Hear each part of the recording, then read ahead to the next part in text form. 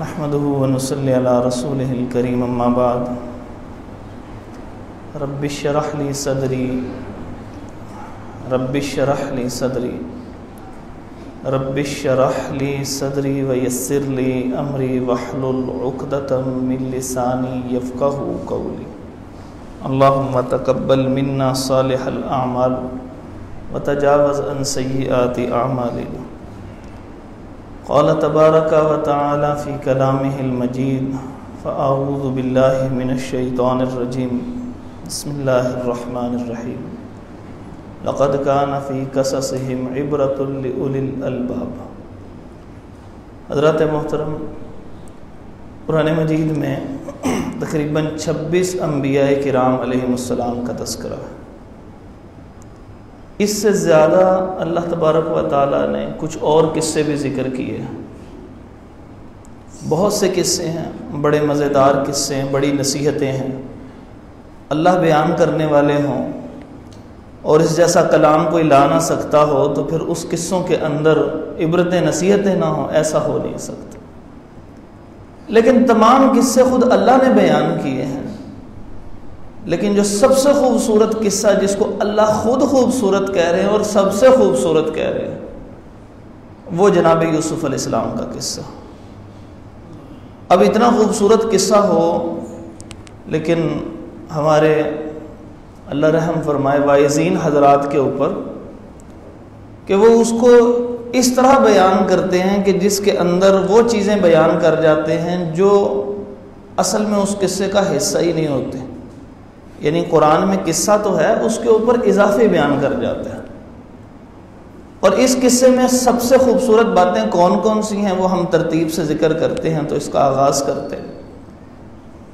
آخری درس کے اندر جو قصوں سے متعلق ہمارا اتوار والے دن کا ہوتا ہے وہ یعقوب علیہ السلام کی کیفیت اور یعقوب علیہ السلام کا دوسرا نام اسرائیل اور اس وقت کا موجودہ اسرائیل اور اس وقت کے ان کے نقشے اور یہ باتیں آپ کے سامنے ذکر کر دی تھی تاکہ آپ کی معلومات میں وسعت آ جائے اور معلوم ہو کہ یہ اس وقت دنیا کی کیا کیفیت ہے اور اللہ تبارک و تعالیٰ نے اس کے متعلق کیا ارشاد فرمایا. 12 اللہ رب العزت نے بیٹے دیے جناب اسرائیل علیہ السلام کو جن کو یعقوب علیہ السلام کہا جاتا. ان میں سے 11ویں بیٹے جو تھے چھوٹے بیٹوں میں وہ جناب یوسف علیہ السلام. اب یہ بالکل چھوٹے تھے اور ان کی کیفیت کیا تھی؟ رسول اللہ صلی اللہ علیہ وآلہ وسلم نے تیسرے آسمان پہ جناب یوسف علیہ السلام سے ملاقات کی معراج کے موقع پہ. اور نبی مکرم صلی اللہ علیہ وسلم کے الفاظ ہیں کہ گویا کہ اتنے خوبصورت تھے، گویا ایک حسن کا بہت بڑا حصہ ہی اللہ نے ان کو عطا فرما دیا. کتنے خوبصورت ہوں گے. آزمائشیں بھی اتنی زیادہ آئیں. سگے بھائیوں نے بھی آزمائش کا شکار کرتے. چھوٹے سے تھے، خواب آتا ہے اور خواب دیکھنے کے بعد اپنے والد صاحب کو بتاتے ہیں. ہم ساتھ ساتھ اس میں نصیحتیں جو ہمارے معاشرے میں وہ ذکر کرنا شروع کرتا ہوں. ان کو خواب آیا، انہوں نے دیکھا کہ اس انداز سے کچھ ستارے اور سورج اور چاند جو ہے وہ مجھے سجدہ کر رہے ہیں. 11 ستارے، ایک سورج، ایک چاند. تعداد کا مسئلہ نہیں ہے اس وقت، وہ آخر میں آئے گا، میں ذکر کر دوں گا انشاءاللہ قصے کے آخر میں. بہرحال وہ جو سجدہ کر رہے تھے یہ خواب لے کے اپنے والد صاحب کے پاس گئے. اب اس میں ہمارے لیے کیا نصیحت ہے؟ نصیحت یہ ہے کہ باپ اور بیٹے کا اتنا اچھا اور نرم تعلق ہونا چاہیے کہ بیٹا ڈرے نہ باپ سے اپنی بات بتاتے ہوئے.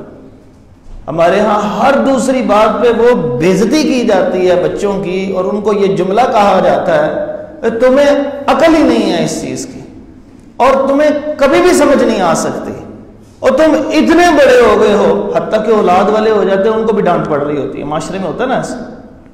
اس لیے کبھی بھی بیٹا اپنے باپ کو وہ بات نہیں بتاتا، اپنے دوستوں کو بتاتا. جبکہ اس قصے میں اللہ تعالیٰ فرما رہے نحن نقص علیک احسن القصص، سب سے بہترین قصہ. اس میں پہلی نصیحت یہ ہے کہ بیٹے کو خواب آیا، بیٹے نے بات کرنی ہے. باپ نے اتنا فری ہینڈ دیا ہے کہ بیٹا اپنے باپ کے پاس جا کے کہتا ہے یہ ابا جان معاملہ پیش ہے، چھوٹے سے چھوٹا، بڑے سے بڑا.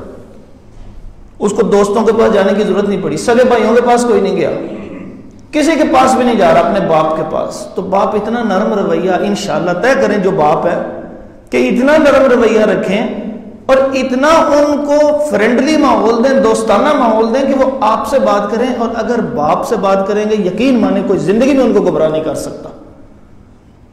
اور ہمارے اساتذہ فرمایا کرتے تھے کہ جن کی مائیں اپنے بچوں کو توجہ دیتے ہیں وہ بچے گمراہ ہوتے ہم نے بڑے دیکھے ہیں، لیکن جس باپ نے اپنے بیٹے کو توجہ دی ہے نا وہ بیٹا عموماً گمراہ ہوتے نہیں دیکھا، کیونکہ اس نے معاشرہ دیکھا ہے، باہر دیکھا ہے، اس کو حالات کا پتہ، اس نے بہترین رہنمائی اپنے بچوں کی کرنی. اب باپ نے آگے سے کیا کہا؟ باپ کہنے لگا لا تقصص، آپ نے یہ بات بھائیوں کو نہیں بتانے. کیوں نہیں بتانے؟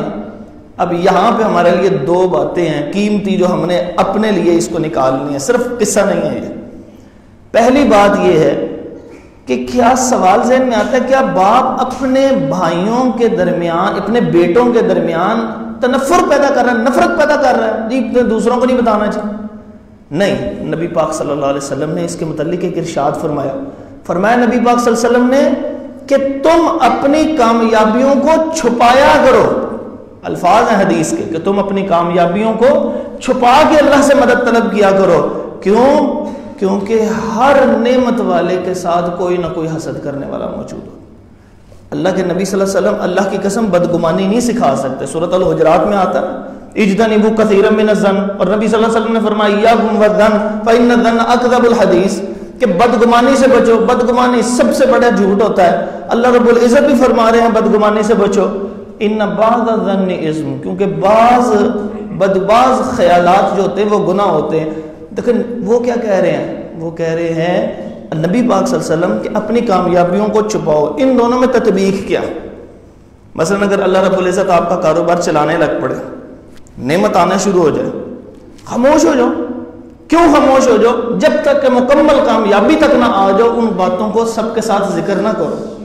لیکن جس وقت آ جائے پھر اس وقت اما بنعمت ربی کا فحدث، پھر لوگوں کو بیان کرو اللہ نے میرے پہ یہ فضل کر دیا.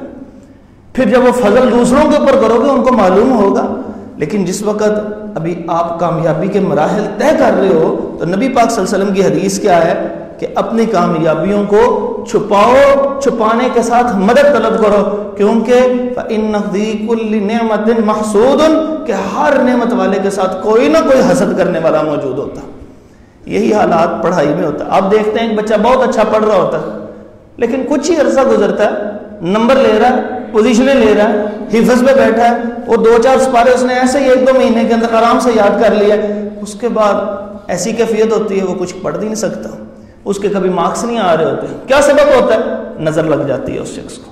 تو جو نظر لگ جاتی ہے اس سے بچنے کے لیے پہلے بتایا جا رہا ہے. یہی وہ کہہ رہے ہیں لا تقصص رؤیاک، اپنے اس خواب کو اپنے بھائیوں کو نہیں بتانا.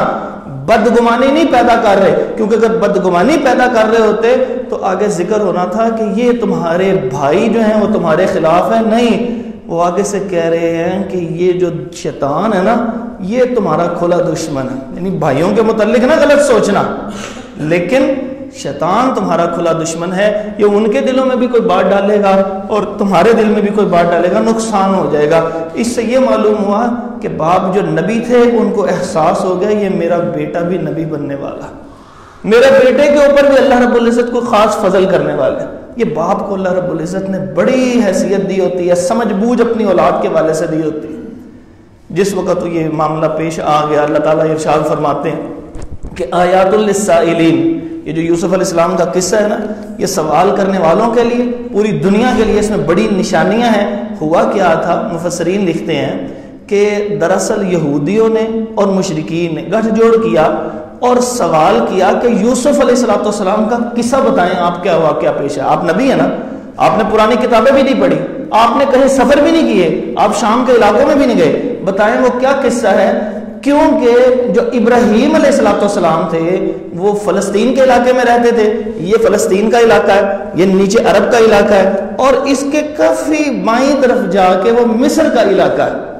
تو ابراہیم علیہ السلام اپنی اولاد کے ساتھ یہاں رہتے ہیں اور اسرائیل علیہ السلام ان کے پوتے مصر میں کیا کرنے گئے تھے ان کی اولادیں. تو یہ سوال کریں تو اللہ رب العزت نے اس سوال کے جواب میں یہ پورا حسن القصص ذکر کیا کہ سنو واقعہ یہ ہوا تھا کہ جس وقت یوسف علیہ السلام کے بھائیوں نے آپس میں بیٹھ کے یہ طے کیا نا کہ ہمارے والد صاحب فی ضلال مبین، وہ کھلی گمراہی میں، گمراہی سے مراد یہاں وہ گمراہی نہیں ہے کہ جو باپ کے اوپر انگلی اٹھانا، یہاں پہ مراد یہ ہے کہ وہ ہمارے ساتھ ان کا تعلق نہیں رہا، یہ اس بھائی کے ساتھ بڑا پیار کرتے ہیں ہمارے ہاں بھی ایسا ہی ہوتا ہے، بھائیوں کو شکوہ ہوتا ہے، کہتے ہیں جی میرے اوپر توجہ نہیں دیتے، کئی دفعہ وہ شکوہ کرنے والے ہم خود ہوتے ہیں، یعنی وہ کہہ رہے ہوتے ہیں جی ہمارے والد صاحب نے وہ توجہ نہیں دی، اجی تسی صرف انہوں نے سگے رہ گئے ہو، جب بات کرتے ہیں اس کی سن لیتے ہیں، میری بات نہیں سنتے، مجھے ہی صرف نصیحتیں کرتے رہتے ہیں، اس کو کچھ کہتے نہیں ہیں۔ کئی بھائیوں کو کئی اولادوں میں ایسا ہو جاتا ہے، تو یہاں پر اس میں بھی نصیحت موجود ہے کہ اگر انسان نیک نیت بھی کیوں نہ ہو، تب بھی انسان کے اندر بدگمانی جب آ جائے تو انسان کو نقصان کا سامنا کرنا پڑتا ہے۔ اب انہوں نے دل میں یہ خیال کیا، آپس میں وہ بیٹھے، اجمعوا سارے کے سارے اکٹھے ہو گئے، اس بات پہ انہوں نے ڈیسائیڈ کیا، انہوں نے کہا کس طرح اپنے باپ کی محبت حاصل کرنی۔ کوئی یوسف علیہ السلام کی کوئی جائیداد تھی کہ جس کو چھیننا چاہتے تھے، کوئی یہ کہتے تھے کہ اس حضرت یعقوب علیہ السلام جب دنیا سے جائیں گے تو وراثت کا مال ہمیں ملے گا، یہ تو قطعاً خواہش نہیں تھی، وہ تو یہی کہتے تھے کہ ہمیں باپ کی کیسے محبت ملے گی۔ تو باپ کی محبت حاصل کرنے کے لیے انہوں نے یہ طے کیا، انہوں نے کہا اپنے اس بھائی جن کی طرف التفات زیادہ ہے ان کو اقتلوا یوسف علیہ السلام کو قتل کر دیا، شہید کر دیا۔ ان میں سے ایک کہنے لگا چھوڑیں جی شہید کیوں کرنا، ایسا کرتے ہیں ان کو اٹھا کے نا کسی دوسرے علاقے میں جا کے پھینکا تھا۔ یہ سارے قرآن کے واقعات ذکر کر رہا ہوں، 12ویں سورت ہے اور 12واں پارہ ہے، آپ نکال کے دیکھیے گا، میں نے 3 سے 4 رکوع آپ کے سامنے ذکر کرنے ہیں، ترجمہ پڑھیے گا، بڑا مزیدار ترجمہ۔ وہ کہنے لگا اس طرح کرتے ہیں، یا کر دیتے ہیں ان کو شہید اور یا ان کو کسی دور علاقے میں چھوڑ آتے ہیں، بچے ہیں ان کو کون سا رستے کا پتہ لگے گا، کوئی اٹھائے گا بیچے گا لے جائے گا، ایسے غلام ہوتے تھے۔ تیسرے نے مشورہ دیا، انہوں نے کہا چھوڑو ان کو کنویں میں پھینکتے ہیں، اور وہ کہنے کہ اگر کنویں میں پھینکا تو وہ پانی جو ہے وہ گدلا ہوگا، کیونکہ جس وقت انسان گرتا ہے اگر انسان وہاں پر شہید ہو جائے تو پھر اس کا وہ جو ہے سمیل نکلتی ہے، یا سمیل نہ نکلے تو وہ خون ہوگا، کہیں گریں گا چوٹ لگے گی، لوگ ڈول ڈالیں گے، ان کو معلوم ہوگا نیچے کوئی بچہ ہے، ہم پہ الزام آ جائے گا۔ انہوں نے کہا غیابت الجب، کسی ایسے کنویں میں ڈالتے ہیں جو کنواں خشک ہو چکا ہو، وہاں گراتے ہیں۔ علاقے والوں کو تو پتہ ہے اس کنویں میں پانی کوئی نہیں، تو لیکن وہ جو دور سے آنے والے قافلے ہوں گے نا، ان کو کیا پتا کہ یہاں پہ پانی نہیں، وہ ڈول ڈالیں گے۔ اگر یہ دنیا سے رخصت ہو چکے ہوئے تو پھر تو ہمیں کوئی پرواہ نہیں ہے، کسی کو معلوم ہی نہیں ہے، اور اگر یہ زندہ بھی ہوئے ہمارے جانے کے بعد تو یہ ڈول کو پکڑیں گے، یہ نکال لیں گے، کون ان کو چھوڑ کے جائے گا، لے جائیں گے اور جا کے بیچ دیں گے۔ والد صاحب سے کہنے لگے ارسلہ معنا، ہمارے ساتھ اس کو بھیج دیجئے۔ والد صاحب نے آگے سے بڑا خوبصورت جواب دیا، انہوں نے کہا کہ مجھے ڈر یہ ہے کہ آپ جب وہاں پر لے کے جائیں گے نا ان کو، تو پھر آپ جو ہے وہ غفلت کا شکار ہو جائیں گے، پیچھے کوئی بھیڑیا آ جائے وہ ان کو کھا جائے تو پریشان۔ والد صاحب نے براہ راست نہیں کہا کہ تمہارا حسد نظر آ رہا ہے، براہ راست نہیں کوئی الزام لگا۔ اس میں کتنی بڑی رہنمائی ہے کہ جب اولاد بڑی ہو جائے نا تو باپ کبھی براہ راست اس کو نہ مخاطب کرے سمجھانے کے لیے۔ یہ جو مجلس بھری مجلس میں براہ راست مخاطب کر دیتے، کیسے مخاطب کرتے؟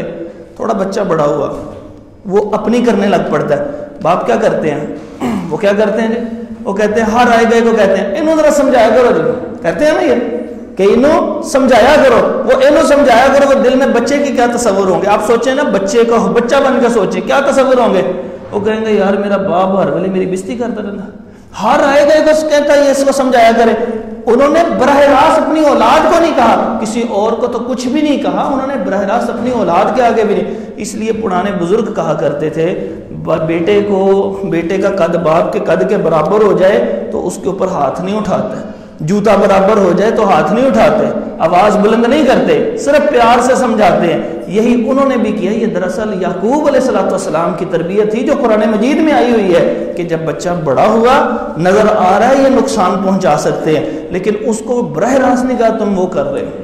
جیسے ہمارے ہاں اگر بچہ اللہ نہ کرے سگریٹ پینے لگ پڑے تو باپ جو مناسب جو اسلام کو کی تربیت کو سمجھنے والے ہوتے ہیں وہ اس کو اشاروں کے نایوں میں سمجھاتے ہیں۔ اس کو پتہ ہے اگر آج حیا ٹوٹ گئی نا اس کی تو پھر یہ میرے سامنے بھی پیے گا، ابھی تو چلو کچھ حیا کرتا ہے نا، اگر آج حیا ٹوٹ گئی اور یہ سینمے میں جاتا ہے اور میں نے اس کو براہ راست کہہ دیا تو سینمے کے اندر جاتا ہے تو پھر اس کی حیا ٹوٹ جائے گی، پھر تو یہ جانا شروع کر دے گا، پھر تو اس کی روک ٹوک ہی ختم ہو جائے گی۔ ابھی تو اس کو تھوڑی سی حیا ہے، اس کو اشاروں کے رائوں میں سمجھائیں۔ یہی یعقوب علیہ السلام نے کہا ایسا نہ ہو کہ تم جاؤ، یہ چھوٹا بچہ ہے، تم ادھر ادھر بھاگتے پھرو، کھیلتے پھرو، پیچھے سے اس کو کوئی نہ کوئی بھیڑیا کھا جائے۔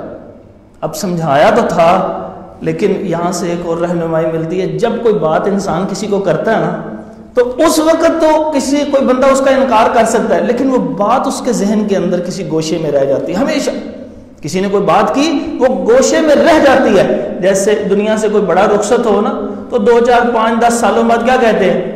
میرے والد صاحب نے یہ فرمایا، دادا وہ یہ کہا کرتے تھے، ہمارے جو بڑے بزرگ تھے وہ یہ کہتے تھے۔ اس وقت نہیں بات سمجھ آتی، لیکن کچھ سالوں بعد وہ بات ذہن میں ہوتی ہے، انسان کے لاشعور میں بیٹھ جاتی ہے۔ اس لیے کہا جاتا ہے کہ اپنی اولاد کے سامنے، اپنے عزیزوں کے سامنے، دوستوں کے سامنے وہ چیز کیا کرو کہ جو ان کے دماغوں میں جو بیٹھ جائے تو کل کلام وہ وہی کام نہ شروع کر دیں۔ اگر وہ کام غلط ہوا تو یہ ساری تمہاری تربیت ہوگی۔ بچہ اونچا بول رہا ہے، تلخ بول رہا ہے، لوگ آگے کہتے ہیں جی کیوں تلخ بول رہا ہے؟ بھئی کبھی ہم نے اپنے رویے پہ تو بھی غور کیا؟ اگر ہم تلخ بول رہے ہیں، اگر ہم اونچا بول رہے ہیں بیٹے کے ساتھ نہیں، کسی کے ساتھ بھی، ٹیلی فون پہ کسی کے ساتھ، کسی دوست کے ساتھ، کسی کی غیبت کر رہے ہیں، بچے کے ذہن میں آج بیٹھ جائے گا، 5 7 سالوں بعد ہم یہ جملہ کہہ رہے ہوں گے، یار بڑے ہی دوست خراب ہیں، اس نے خراب کر دیا۔ بھئی اس نے خراب نہیں کیا، آپ نے اس کے لاشعور میں یہ باتیں بٹھا دی ہیں جو اس جوانی کی عمر میں پہنچ کے اس کے لاشعور سے نکلیں گی اور وہ عمل شروع کر دے گا۔ ایسے ہی انہوں نے یہ بات کی اور انہوں نے کہا وہ بھیڑیا کھا جائے گا، بات دماغ میں رہ گئی۔ ڈالنے کدھر گئے تھے؟ وہ تو ایک کنویں میں پھینکنے گئے تھے۔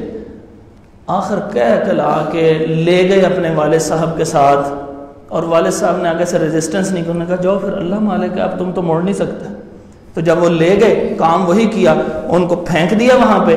اللہ تعالیٰ فرماتے ہیں جس وقت وہ پھینک رہے تھے نا، اوحینا الیہ، ہم نے یوسف علیہ السلام کی طرف اسی وقت وحی کر دی کہ آپ نے پریشان نہیں ہونا، ایک وقت آئے گا، یا آپ کو پھینک رہے ہیں، ایک وقت آئے گا جس وقت آپ نے ان کو بتانا ہے کہ جو یہ کام کر رہے ہیں۔ اس کا مطلب یوسف علیہ السلام کو تو یقین ہو گیا کہ مجھے زندہ رکھا جائے گا اللہ تعالیٰ کی طرف سے، پھر مجھے کسی ایسے رتبے پہ اللہ فائز کرے گا کہ جس رتبے کی وجہ سے میں اس مقام پہ ہوں گا اور یہ میرے پاس آئیں گے، اور پھر میں ان کو ان کے سارے معاملات کی خبر دوں گا، وہ تم نے ایسا کیا تھا نا میرے ساتھ۔ تو وہ تو مطمئن ہو گئے نا، بچے کے لیے اطمینان ضروری تھا۔ گھر جا کے کہنے لگے وہی واقعہ جو ان کے تاشعور میں آ گیا تھا۔ انہوں نے کہا وہ ہم ادھر ادھر بھاگ رہے تھے، پیچھے سے آیا بھیڑیا تو وہ کھا گیا۔ اب اس کی یقین دلانے کے لیے، وہ بھی تھے بھی نبی صالح، ان کو یقین کیسے دلاتے؟ وہ قمیض اتاری ہوئی تھی تو وہ قمیض کے اوپر وہ ایک جو ہے جھوٹا خون کہا اللہ رب العزت نے، مفسرین لکھتے ہیں کہ کسی بکری کو ذبح کر کے اس کا خون اوپر لگا دیا۔ بھائی خون خون ہوتا ہے، خون میں سے تو نہیں آواز آتی میں کس چیز کا خون ہوں۔ اب بھیڑیے کو آپ ذبح کریں تب بھی خون نکلے گا، بکری کو ذبح کریں تب بھی خون نکلے گا۔ اب یہ کوئی خاص سمیل تو نہیں ہوتی کہ اس خون کی وہ ہے، اس خون کی وہ ہے، لیکن اللہ تعالیٰ فرماتے ہیں بدمن کذب، جھوٹا خون۔ لیکن یعقوب علیہ السلام کو اندازہ تو پہلے ہو چکا ہوا تھا، وہ کیا کہنے لگے؟ صبر جمیل، میں تو پھر صبر ہی کر سکتا ہوں، واللہ المستعان علی ما تصفون، جو تم کام کر رہے ہو نا، میں اللہ رب العزت سے صرف مدد مانگتا ہوں تم نے جو حرکت کر دی۔ اس کا مطلب یہ ہے کہ باپ پھر پیار کرتا ہے اپنی اولاد سے کہ یا اللہ وہ تو انہوں نے کام کر دیا، میں ان کے اوپر کوئی ایسا نہ کام کر دوں کہ اب ان میں سے کوئی بچہ جو ہے وہ اس کی پاداش کے اندر جو ہے وہ دنیا سے رخصت ہو جائے۔ یہ ہے باپ کا اپنی اولاد کے لیے پیار۔ دوسری طرف کیا ہوا، وہ کنویں کے اندر پھینک کے چلے گئے اور ایک قافلہ آیا، اللہ کی شان، انہوں نے ڈول پھینکا اللہ تعالیٰ فرماتے، اور یوسف علیہ السلام نے پکڑا، انہوں نے باہر نکالا اور وہ دیکھا اتنا پیارا بچہ ہے، وَكَانُوا فِيهِ مِنَ الزَّاهِدِينَ، اللہ تعالیٰ فرماتے ہیں ان کو تجسس ہی نہیں تھا کہ یہ بچہ کیسا ہے۔ انہوں نے کہا ٹھیک ہے میلا جا کے بیچ دیتے، ہمیں کیا لگ رہا ہے اس کا کرنے۔ اب یہاں پر صرف 2 باتیں ذکر کرنی ہیں 1 آدھ منٹ میں اور وہ بات ختم کرنے لگا ہوں۔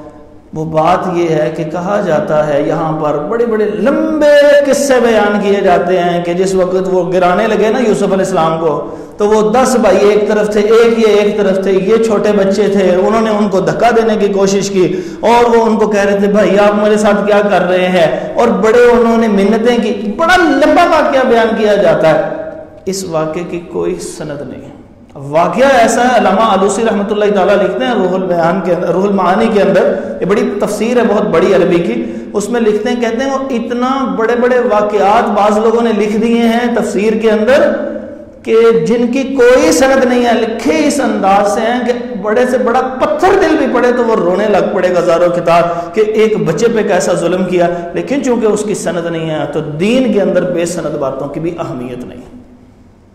اس لیے میں نے ابتدا میں جب یہ قصے شروع کیے تھے تو اس وقت میں نے ایک اصول ذکر کیا تھا جو شریعت اسلامیہ کا اصول ہے کہ بنی اسرائیلی روایات وہ قابل قبول ہیں کہ جو اللہ اس کے رسول نے بیان کر دیں، اور وہ قابل قبول ہیں کہ جن کی جو قرآن و حدیث سے ٹکراتی نہ ہو، اور وہ قابل قبول نہیں ہیں، ان کا رد کیا جائے گا جو براہ راست قرآن اور حدیث سے ٹکرا رہے ہوں۔